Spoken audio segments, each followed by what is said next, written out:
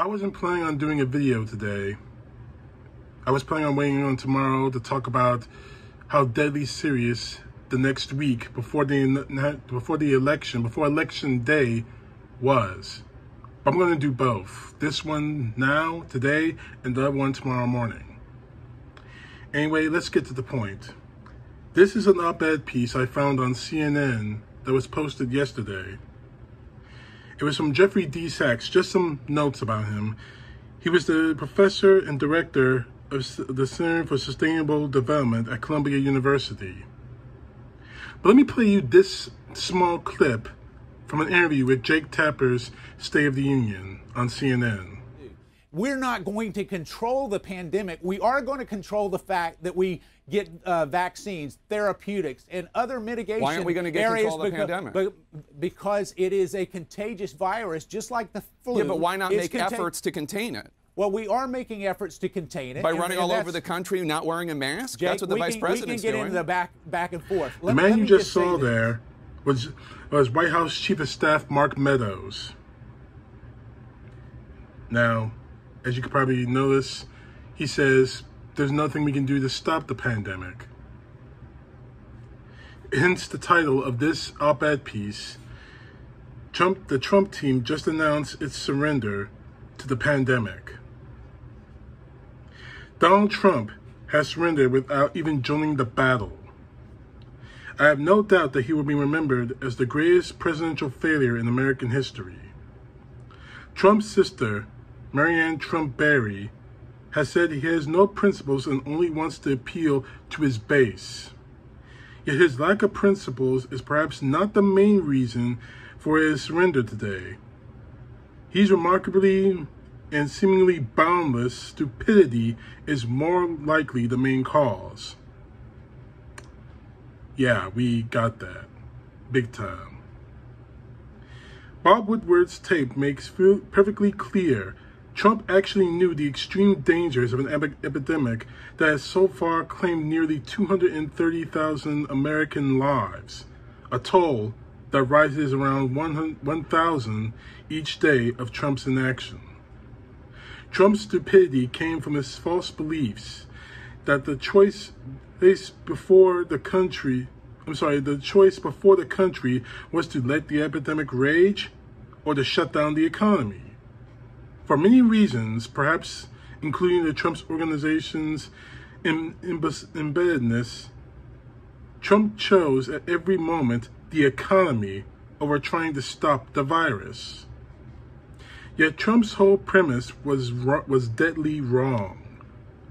The correct choice was not to stop the economy, but instead to induce public health policies that stop the transmission of the virus without shutting down the economy and without waiting for vaccines and therapeutics, as desirable as they may be when they arrive. The basic public health policies are known by any first-year public health student, and certainly by the Center for Disease Control, the CDC, which the Trump team disregarded and suppressed. In fact, the basic policies are well known that they have a name: the non-pharmaceutical interventions, or NPIs. They include rapid testing, contact tracing, self-isolation, face masks, and self-workplace practices. Now, Australia, China, Japan, Korea, New Zealand, Taiwan, and Vietnam have all largely suppressed the pandemic without ongoing shutdowns. Trump surrounded himself with fools who echo his false beliefs that the choice was COVID versus the economy. This includes the three types of advisors who led Trump to his likely imminent political demise and our nation's mass suffering. The first group were the evangelical Christian preachers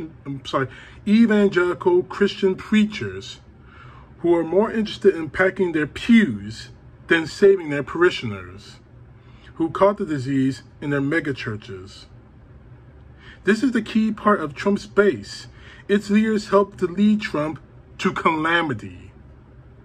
The second group was the Murdoch media empire, with the thought leadership that, what if one can call it that, of the Wall Street Journal editorial board and the nihilism of Fox News. What is incredible at the Wall Street Journal editorial board is that they were so fixed against closing the economy that they failed to give a serious consideration to NPIs, despite their proven success in the Asian Pacific. As a result, the journal's editors overlooked the most effective policy approach, thereby helped steer Trump to disaster. The third group was those who would stand up and oppose the overwhelming scientific consensus on NPIs, thereby bolstering Trump's in his conviction to do nothing. The recent scientific advice of Dr. Scott Atlas from Stanford University's conservative Hoover Institution provided the circum of an academy approval to the White House do-nothing position by calling it herd immunity.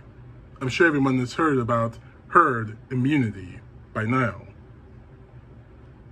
A position roundly rejected by the public health community.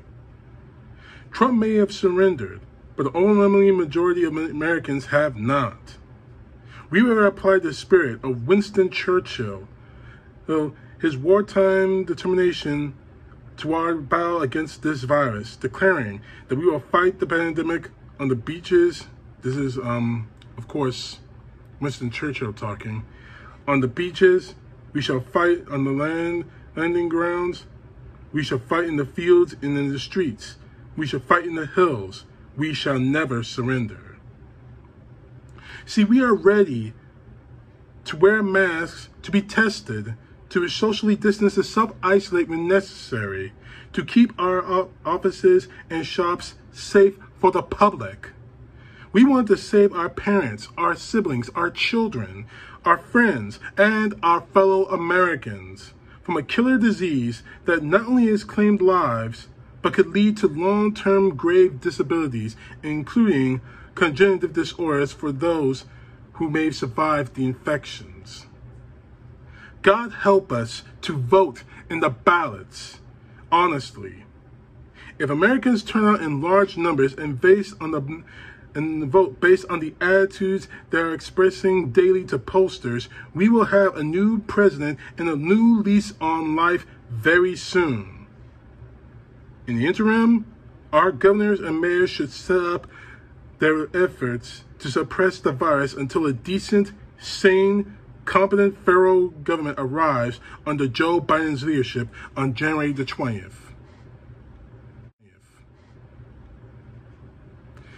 First things first, I'd like to thank Mr. Sachs for his editorial here. And secondly, right now, considering what we're seeing in all these rallies, this virus is not going away anytime soon. It doesn't matter if a vaccine is ready 6 months from now or 2 weeks from now, the virus is still here. Now, you can probably see that I'm wearing an Ohio State shirt right now, and I'm happy to see my Buckeyes play, but I have to look at the bigger picture. This is not going to end well, and it's damn sure not going to end well if Donald Trump is reelected. This man has surrendered to the virus. And yeah, I know I'm speaking again the way Sachs is saying, but look at what Meadows said. They're not even trying to stop it.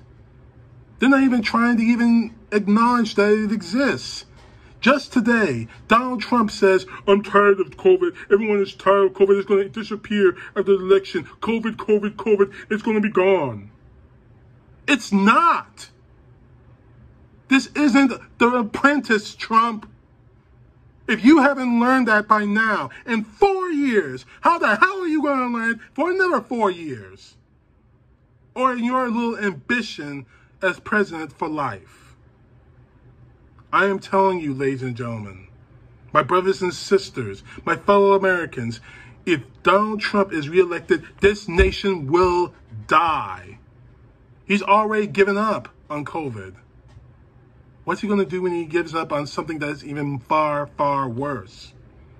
If the situation goes from a viral outbreak to possibly nuclear war, what's he going to do? Just give up? God help us if that happens. And God defend our nation when it does. Not if, when. Under Donald Trump. The CTP know the truth. God bless. Again, I wasn't planning on making another video today, but I'm planning on posting one more tomorrow. Obviously, I have to, because tomorrow we will be exactly 7 days away from either saving our country or destroying it. And I'll explain what that means in my next video tomorrow. Again, CTP know the truth. God bless. Peace to the left, justice to the right. Save our nation.